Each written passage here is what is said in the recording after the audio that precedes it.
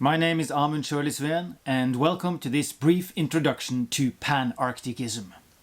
Today we are going to look at the historical background of Pan-Arcticism, the current situation, and also a possible future of the Pan-Arctic idea, or ideology, if you will. So let's begin with a brief review of the historical background. The circumpolar area is, like the rest of the globe, today organized as nation-states. This organization is fairly new.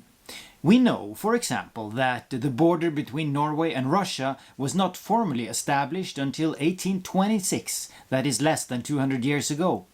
We know that Alaska was a part of Russia until 1869, only 150 years ago, and if we go back only 100 years, borders between states were neither solid nor very important to most people.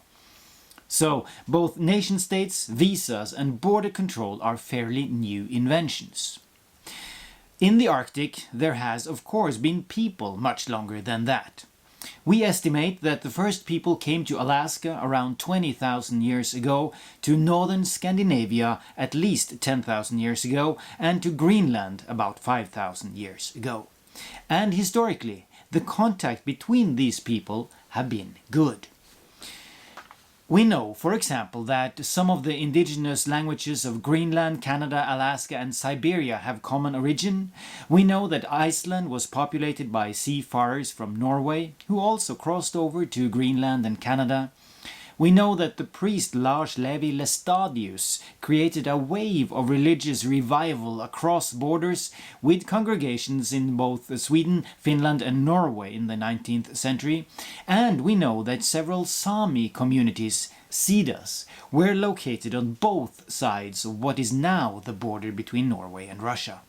So, the contact across has been extensive.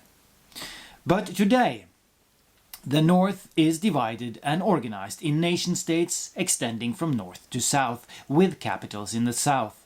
Both Norway, Sweden, Finland, Russia, Canada, Denmark with Greenland and the USA with Alaska are organized this way.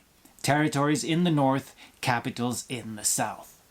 And these states, of course, have strict control over their territory and their borders. They form cultural entities with limited contact between them, so the northern regions therefore no longer relate across east-west, but to their capitals in the south.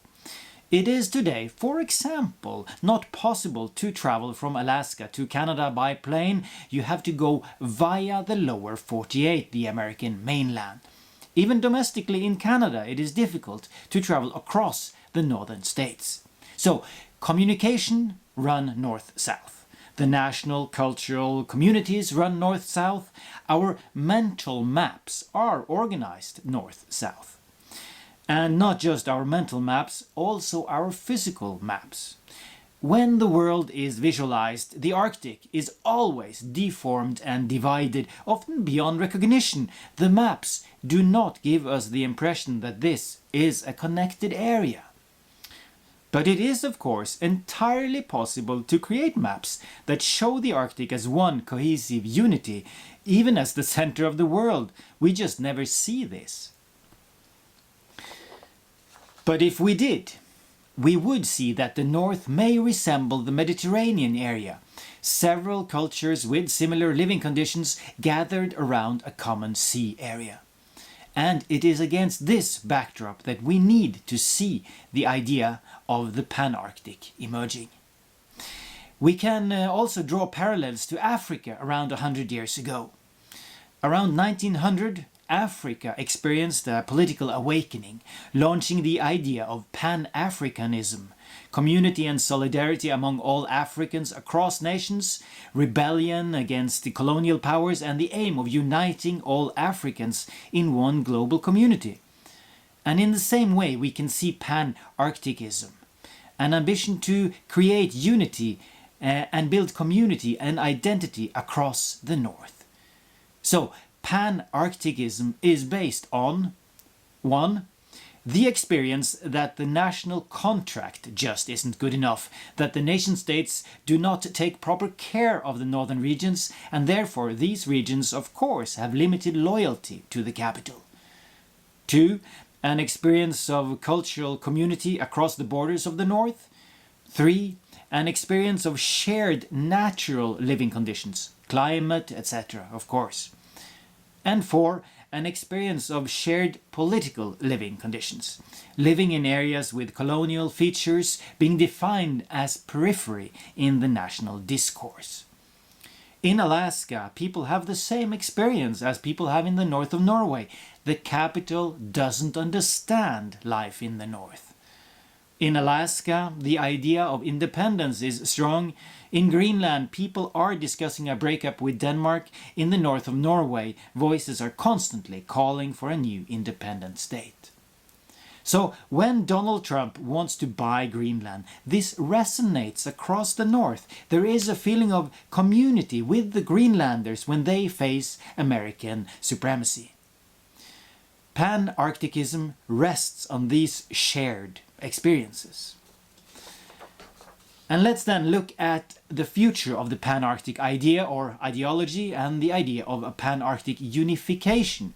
Is there any realism here, or is this just airy thoughts of circumpolar dreamers? Let's look at what we need to have in place to achieve a Pan-Arctic unification. So first we have natural preconditions.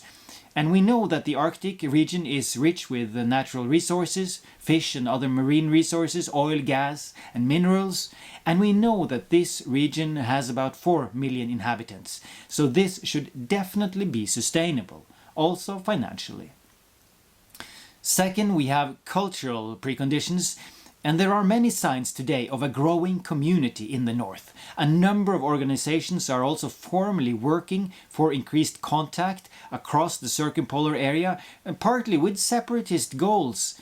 For example, the Arctic Council, we have the Inuit Circumpolar Council, the Arctic Arts Summit, and we have, of course, the Northern Assembly, NORDTING. Third, we have political preconditions, and this is of course, clearly the challenge. Few would argue today that Pan-Arctic unification is politically possible. But we know that nation-states are not necessarily very solid. They are constantly splitting and forming again. Think, for example, of Korea, where South and North Korea used to be the same state, but today they are extremely different, both politically and economically. Besides, it is not first and foremost in the political arena that the struggle for Pan-Arctic unity takes place. This is, like in many other issues, a struggle of ideas and of how we choose to describe the world. It is a cultural battle. Social scientist Joseph Overton has described this discourse window, or the overtone window as it has been called. If what you want to achieve is outside of this window of what is generally acceptable today, then it is not possible to find a political solution. Not yet. An idea on the fringes is too radical to be adopted, even too radical to be seriously proposed. So first, public opinion needs to change. Attitudes must change. Common sense must shift. So, the question of Pan-Arctic unity is a struggle of moving the window of popular ideas. It is a cultural battle of common sense. It is a battle of symbols, rituals, and emotions. And as we need to constantly remind ourselves when it comes to political questions, reality can always be changed. And in that perspective, Pan-Arctica is indeed possible.